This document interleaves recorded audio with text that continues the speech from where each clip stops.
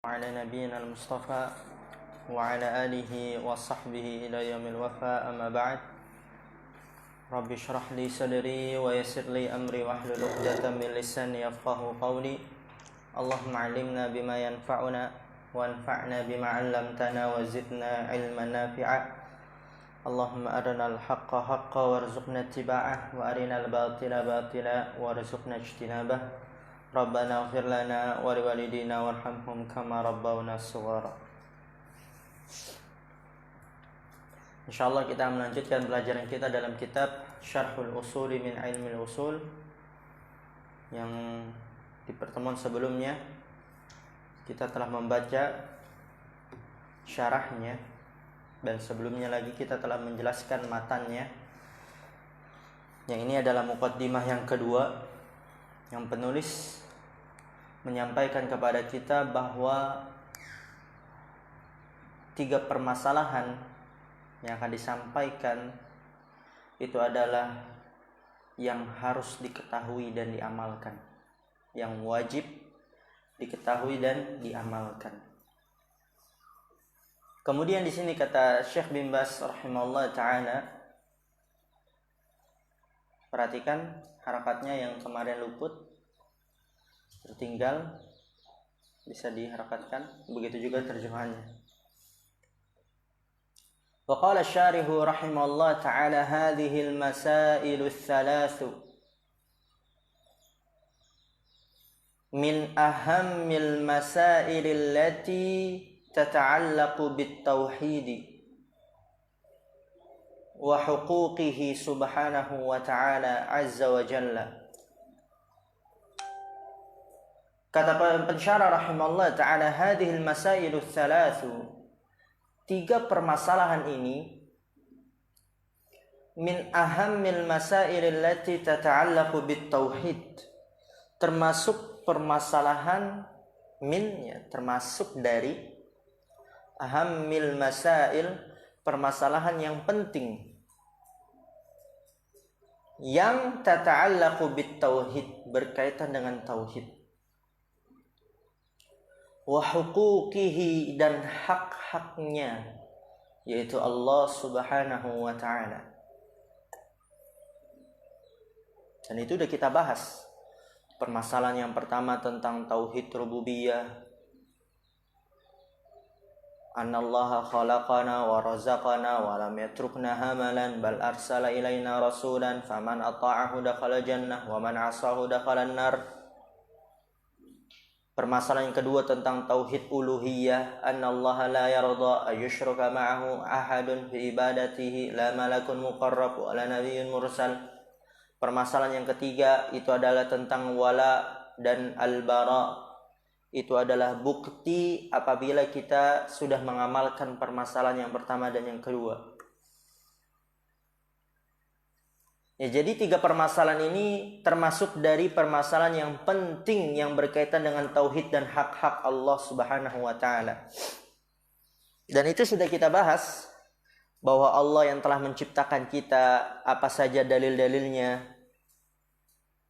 Kemudian di sini kata Syekh Ibnu Baz rahimahullah ta'ala, Allahu khalaqal khalqa liya'buduhu falam yakhluqhum hamalan wala sudan wala abathan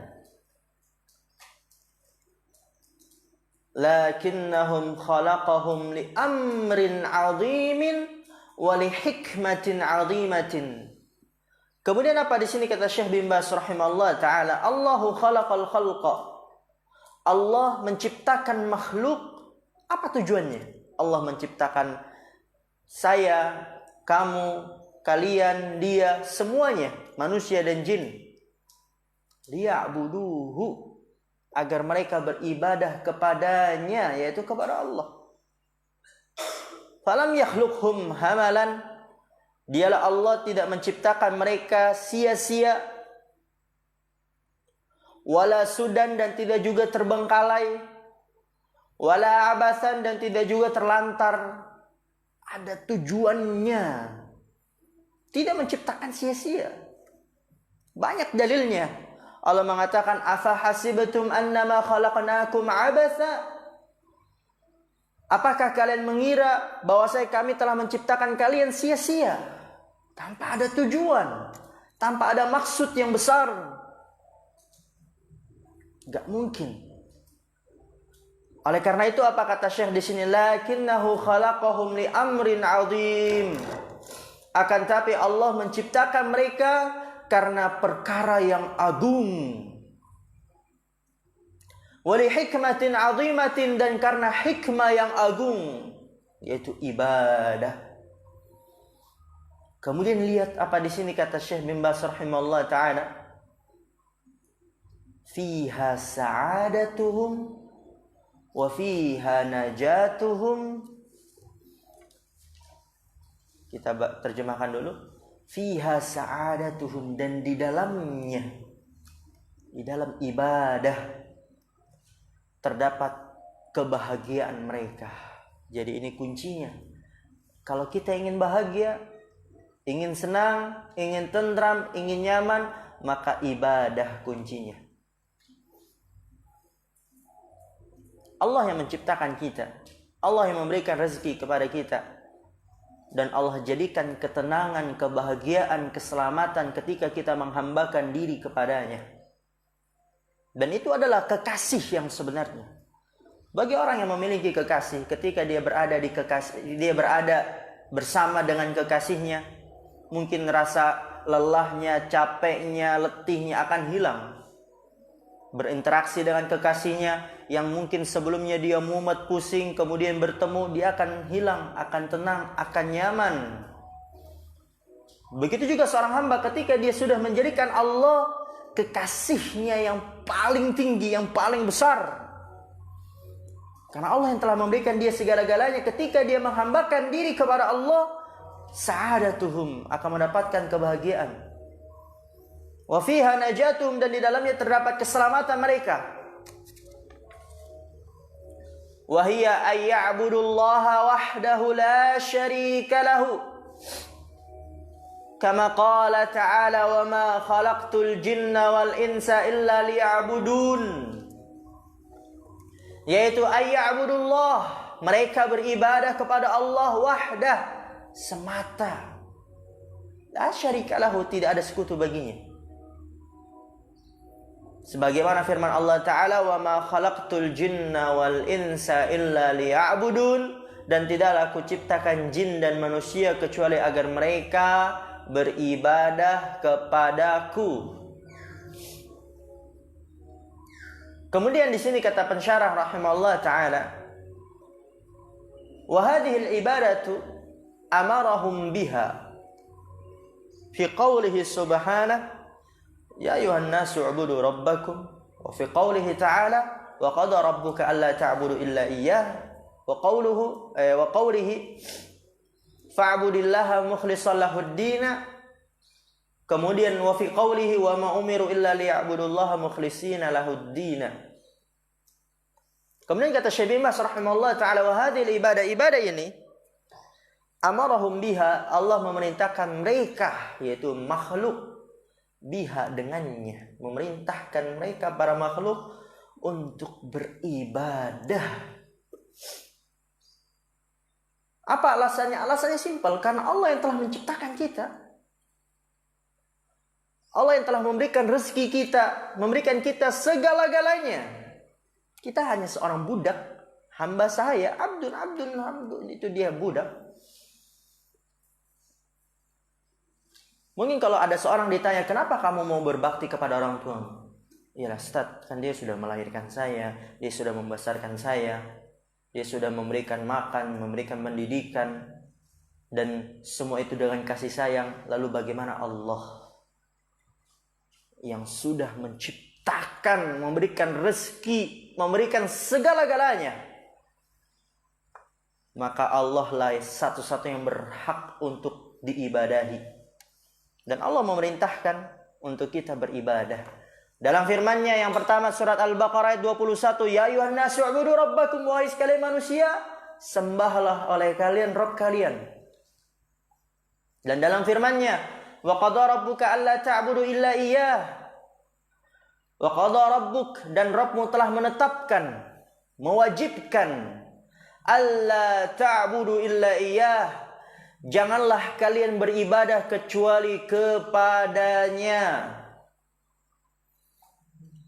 Wa fi qawlihi wa'budullaha wa la tusyriku bihi syai'a, sembahlah oleh kalian Allah dan janganlah kalian mensyirikannya dengan sesuatu apapun.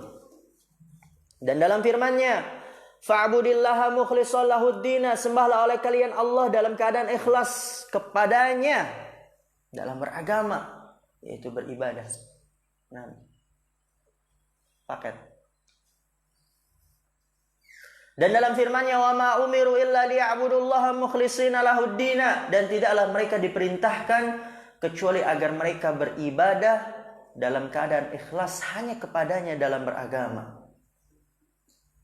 Kemudian apa di sini kata Syekh bin Baz rahimahullah taala, fi ayatin katsiratin amarahum fiha bil ibadati wa hiya tauhiduhu jalla wa ala wa takhsisuhu bil ibadati min du'ain wa khaufin wa raja'in wa tawakkulin wa raghbatin rahbatin salatin wa saumin wa ghairi dzalik. Fi ayatin katsiratin, dan pada ayat-ayat yang banyak, amarahum, Allah memerintahkan mereka, yaitu para makhluk. Fiha, kembali kemana haknya? Kembali kemana? Ayat ahsan. Allah memerintahkan mereka pada ayat-ayat yang banyak tersebut bil ibadah, dengan beribadah. Wahia tauhiduhu jalla wa ala, dan dia adalah mengesahkan Allah subhanahu wa ta'ala. Wa takhsisuhu bil ibadati, dan mengkhususkan untuk Allah dengan beribadah. Dan nanti insyaallah hal-hal yang seperti ini akan dibahas lagi lebih luas lagi, karena nanti kita ngambil qawaidul arba, ngambil usul sittah, ngambil kasyfu syubhat, ya. Kemudian nanti nawaqidul Islam, kemudian masailul jahiliyah, ya, baru nanti Fathul Majid. Ya, jadi bertahap ya. Nanti insya Allah akan ada waktunya dan tempat yang pas untuk perluasannya. Kemudian apa saja ibadah min du'ain, yaitu berupa doa, khauf, rasa takut, roja, rasa harap, tawakul, bertawakal, raghbah, kemudian itu rasa harap, rahbah, rasa khawatir, wassalatin, dan salat, wasaumin, saum, puasa, wa ghairi dzalik, dan selain itu. Kemudian apa kata Syekh bin Baz rahimahullah, fahuwal mustahiqqu lil ibadati jalla wa ala duna kulli ma siwahu. Perhatikan harakatnya.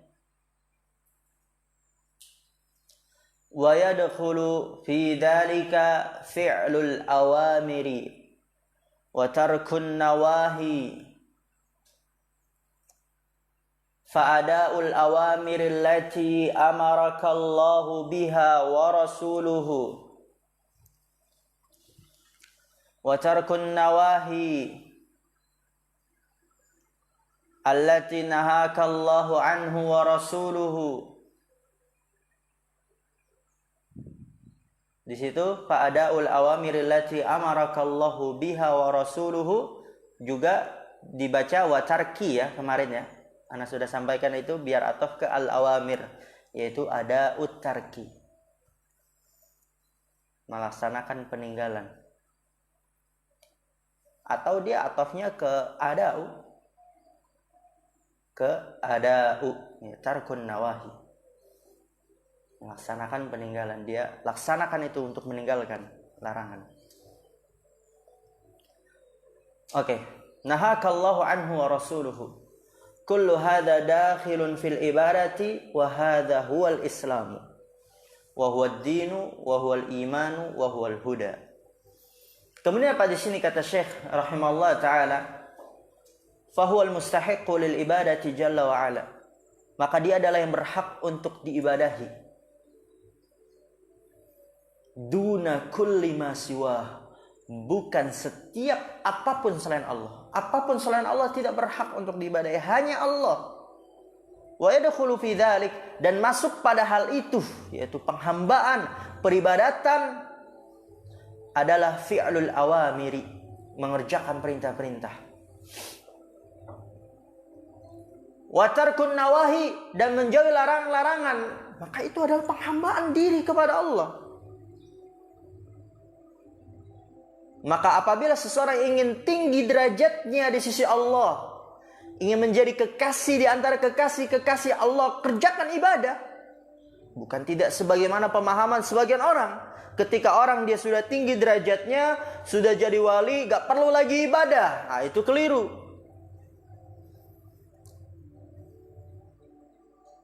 Karena ibadahlah dia puncak kecintaan Allah dan keridhaan Allah Subhanahu wa taala. Tidak ada yang lain. Dari definisi ibadah itu apa? Ismun jami' likulli ma yuhibbuhu Allah wa yardah. Setiap yang dicintai oleh Allah dan diridhoi itu ibadah. Kalau ingin dicintai maka ibadah. Ya, maka penghambaan diri beribadah itu adalah mengerjakan perintah-perintahnya, menjauhi larangan-larangannya. Fa'ada'ul awamiril lati amarakallahu biha wa rasuluhu. Fa'ada'ul awamiri, dan melaksanakan perintah-perintah allati amarakallahu biha wa rasuluhu, yang Allah perintahkan kepadamu dengannya dan Rasulnya. Laksanakan, kerjakan. Wa tarkun nawahi, berarti jadikan ataf ke ada'u.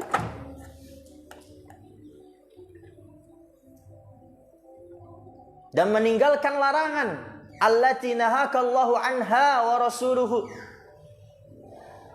yang Allah melarangmu darinya dan Rasulnya pun melarangnya. Kemudian apa di sini kata Syekh? Kullu hada dakhilun fil ibadati. Semua ini masuk dalam ibadah. Mengerjakan perintah, meninggalkan larangan. Yang ingin selamat, yang ingin dia mendapatkan kebahagiaan, ketenangan, ibadah kuncinya. Ingin dicinta, ibadah kuncinya. Ingin memiliki kedudukan yang tinggi di dekat di sisi Allah, ibadah kuncinya. Karena Allah jadikan puncak kecintaan dan keridhoannya itu adalah pada ibadah. Dan Allah perintahkan kita untuk beribadah. Lihat di sini makna yang mendalam. Apa tadi anak katakan? Puncak kecintaan Allah dan keridhaan Allah itu ada di mana? Ibadah. Dan Allah perintahkan untuk beribadah. Berarti Allah menginginkan kita agar kita dicintai oleh Allah dan diridhoi. Puncak kecintaan dan keridhaan Allah ada dalam ibadah. Dan Allah memerintahkan kita untuk ibadah. Berarti Allah menginginkan agar kita dicintai dan diridhoi oleh Allah Subhanahu wa taala.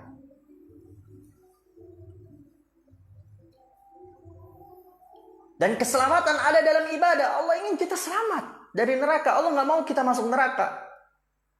Kebahagiaan ada dalam ibadah. Allah mau kita bahagia, nggak mau sengsara.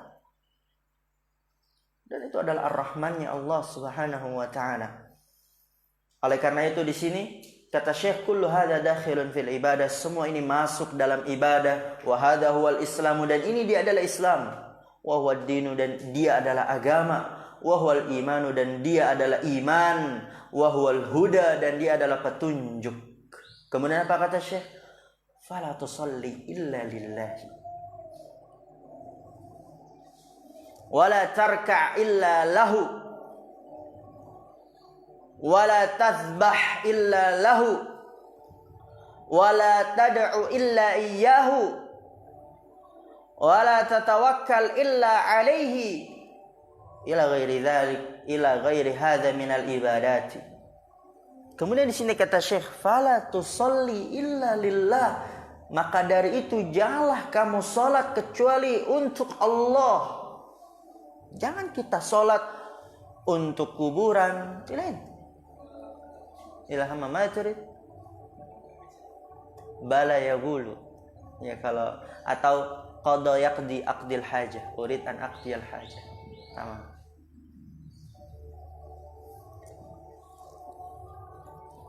Ya, janganlah kamu sholat kecuali untuk Allah. Jangan sholat kamu untuk kuburan, jangan kamu sholat untuk pohon keramat, jangan kamu sholat untuk kuburan keramat, wali, orang soleh.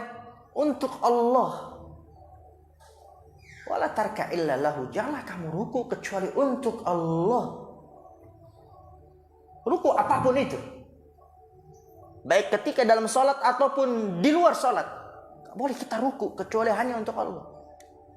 Oleh karena itu, termasuk yang dilarang adalah ketika seseorang memberikan salam penghormatan kemudian membungkukkan badannya. Itu nggak boleh. Karena kita tidak boleh ruku kecuali untuk Allah. Wala tasbah illa lahu. Janganlah kamu menyembelih kecuali untuknya. Wala tad'u illa iyyahu. Janganlah kamu berdoa kecuali kepadanya.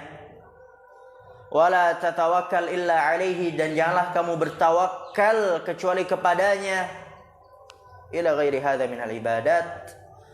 Kepada selain ini dari ibadah-ibadah, ya, dan sebagainya dari ibadah-ibadah. Kemudian disinggung di sini oleh Syekh bin Baz rahimahullah taala, ammal isti'anatu bihadirin qadirin fima yaqdiru alaihi fahada laysa biibadatin. Kama qala subhanahu fi qissati Musa, yaitu fi qissati, ya, bukan qissatan, salah itu harokatnya. Fastaghathahu alladhi min syi'atihi 'ala alladhi min aduwihi fa inna Musa qadirun 'ala an yughithahu. Maka di sini kata Syekh rahimahullah taala, amal isti'anah, adapun meminta pertolongannya. Meminta pertolongan itu adalah bagian dari ibadah yang kita selalu membaca, iyyaka na'budu wa iyyaka nasta'in. Hanya kepadamulah kami beribadah dan hanya kepadamulah kami meminta pertolongan. Dan di sini kata Syekh, adapun meminta pertolongan bihadirin qadirin, dengan orang yang hadir dan mampu, fima yaqdiru alaihi, pada hal-hal yang dia mampu atasnya, fahada laisa biibadatin, maka ini bukan ibadah. Nggak apa-apa minta pertolongan dengan orang yang hadir qadir, dia hadir kemudian mampu. Dan banyak nanti ini dibahas, ya. Hadir di sini berarti apa keluar darinya? Yang gaib. Yang gaib apa? Syaitan, jin. Boleh gak kita minta pertolongan kepada syaitan, jin? Gak boleh, walaupun mampu. Walaupun syaitan itu mampu, gak boleh. Dan itu nanti dibahas. Ana rasa belum di sini, nanti di Qadul Arba, Usulul Sittah. Oleh karena dikatakan hadir, harus orang yang hadir, yang ada, yang nampak. Syaitan nggak boleh. Seakan dia mampu. Seperti kita mungkin sesama teman minta tolong buat dijagain, dilindungin. Ya, misalnya ada antum punya teman yang dia memiliki kedudukan di suatu tempat, ditakutkan, dan tempat tersebut rawan maling, gitu kan, rawan pencurian, rawan begal. Antum mau ke tempat itu dan antum punya teman, nah temannya itu jagoannya misalnya. Antum bilang, Anda mau ke tempat antum nih, tolong bilangnya ke bawahan-bawahan antum, ini nanti kalau ada yang datang jam sekian jangan ada yang diganggu, gitu. Boleh gak ini? Boleh kan, manusia dan dimampui, oke? Boleh gak Mas Afif? Boleh gak Mas Afif? Boleh ya. Tapi kalau misalnya yang kita minta bantu itu kepada jin, apakah boleh? Nggak boleh. Anda misal pergi ke hutan, dan orang pada tahu di hutan ini ada yang namanya jin ini dan dia pembesarnya. Jin ini dan dia pembesarnya. Sama tadi kejadiannya. Antum mau lewat ke hutan itu dan antum bilang kepada jin, saya mau lewat sini. Kemudian suruh bawahan kamu jangan ganggu saya, gitu. Apakah boleh? Nggak boleh itu. Karena jin. Nggak boleh meminta pertolongan kepada hal yang gaib, walaupun dia mampu. Dan kalau itu manusia boleh, tapi kalau dia jin nggak boleh. Oleh karena itu bihadirin, harus orang yang hadir, nggak boleh gaib. Fima yaqdiru alaihi, ya qadir, mampu pada apa yang dia mampu di atasnya. Harus yang dia mampu. Kalau dia meminta pertolongan dengan hal yang tidak dia mampu, yang mampu apalagi hanya Allah, maka jatuh dalam kesyirikan. Setelah dia jumpai ada orang soleh hadir, dia datang berjumpa dengannya, kemudian mengatakan, wahai kiai, pasangan saya sudah lama tidak diberikan keturunan, berilah kita keturunan, boleh gak? Nggak boleh di situ.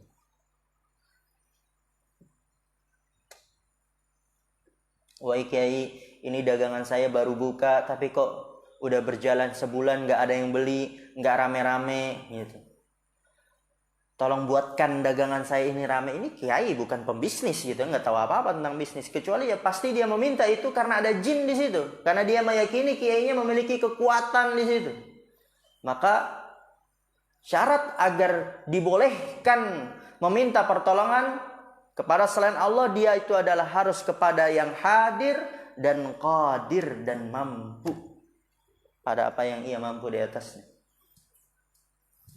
Kemudian fahada laisa bi ibadatin, ini bukan ibadah karena tadi itu hadir dan qadir.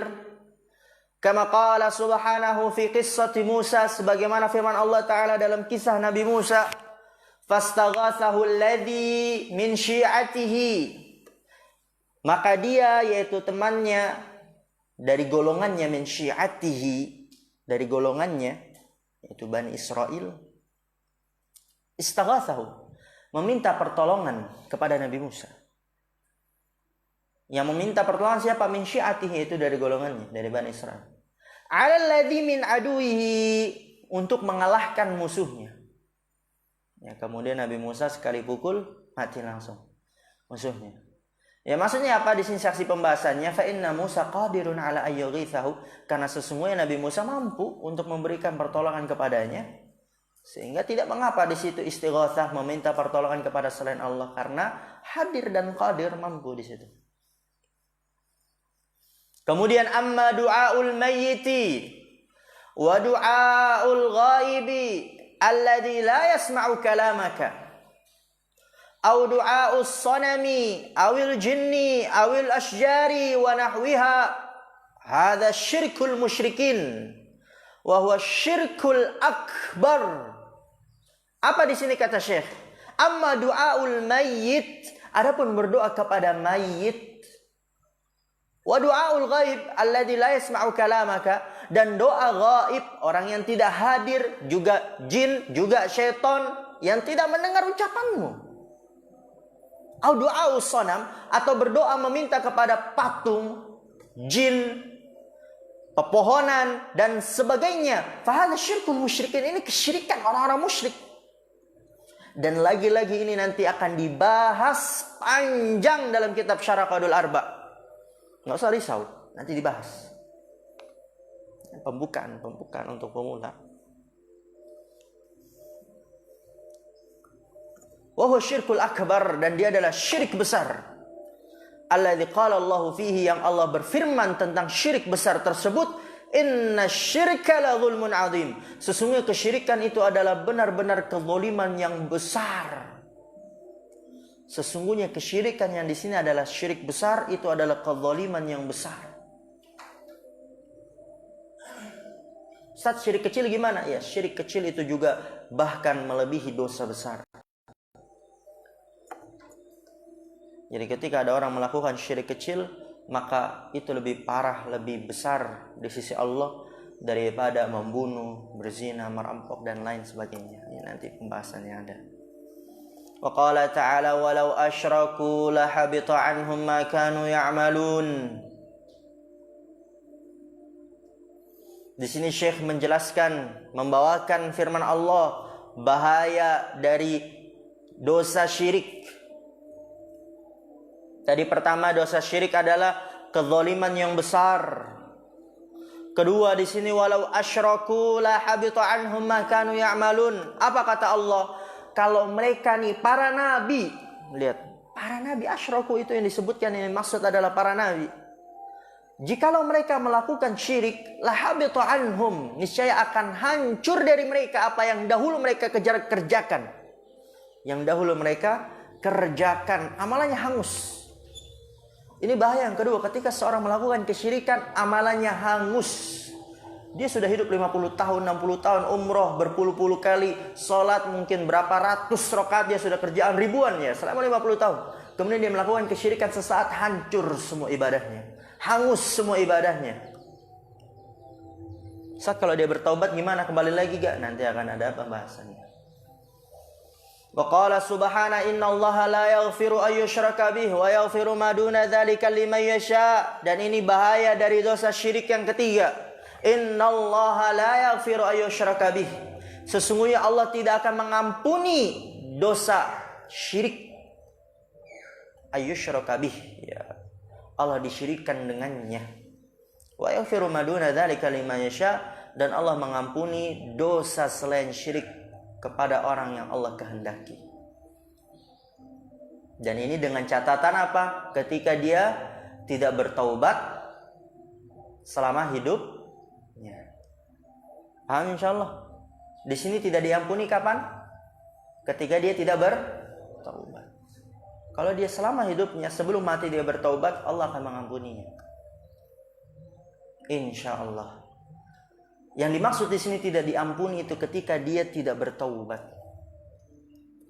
Karena nanti orang-orang yang melakukan dosa besar di akhirat dan dia tidak bertaubat semasa hidupnya, ingat dosa besar ya, ya berzina, ya merampok, ya membunuh. Kemudian nanti di akhirat itu dia tahta masyiatillah, di bawah kehendak Allah. Apabila Allah berkehendak, Allah akan mengampuninya, langsung dia masuk ke dalam surga. Dan apabila Allah berkehendak, Allah akan mengazabnya dulu. Ya, dicuci dulu di neraka jahanam, kemudian nanti dimasukkan ke dalam surga. Yaitu maksud dari akan ada kemungkinan diampuni dosa selain syirik. Lima yasha, untuk orang yang Allah kehendaki itu. Untuk orang yang Allah kehendaki. Tapi kalau pelaku dosa syirik dan dia tidak bertaubat semasa hidupnya di dunia, kemudian dia wafat di atas kesyirikan, maka dosa syirik tidak akan diampuni oleh Allah Subhanahu wa ta'ala. Kemudian ayat yang terakhir, walaqad uhiya ilaika wa ilal ladzina min qablik la in asyrakta la yahbatanna 'amaluk wa la takunanna minal khasirin. Walaqad uhiya ilaik, dan sungguh telah diwahyukan kepadamu, wa ilal ladzina min qablik, dan kepada orang-orang sebelummu, lain asyrakta, jikalau engkau melakukan kesyirikan wahai Nabi Muhammad. Lihat, ini Nabi Muhammad. Jikalau beliau melakukan kesyirikan sekelas Nabi Muhammad, Allah katakan, Allah ancam, la yahbatanna amaluk, akan benar-benar hancur, hangus, terhapus amalanmu. Lalu bagaimana kita? Wala takunanna minal khasirin, dan kamu akan menjadi orang yang benar-benar termasuk orang yang merugi. La takunanna, dan kamu benar-benar akan menjadi, ya, kamu benar-benar akan menjadi minal khasirin, termasuk dari orang-orang yang merugi. Kemudian apa kata Syekh? Fallahu khalaqana wa razaqana wa lam yatrukna hamalan bal amarana bitauhidihi wa ta'atihi, kemudian wa tarki ma'siyatihi. Allah yang telah menciptakan kita dan telah memberikan rezeki kepada kita. Walam yatrukna hamalan, Allah tidak meninggalkan kita begitu saja sia-sia terlantarkan. Bal amarana bitauhidihi, akan tapi Allah memerintahkan kita dengan mengesakannya, wa ta'atihi, dan mentaatinya, wa tarki ma'siyatihi, dan meninggalkan kemaksiatan kepadanya. Dan nanti akan kita bahas di pertemuan yang selanjutnya tentang pengutusan Rasul sallallahu alaihi wasallam kepada kita semua. Naktafi bihadzal qadar, subhanakallahumma bihamdika asyhadu an la ilaha illa anta astaghfiruka wa atubu ilaik. Assalamualaikum warahmatullahi wabarakatuh.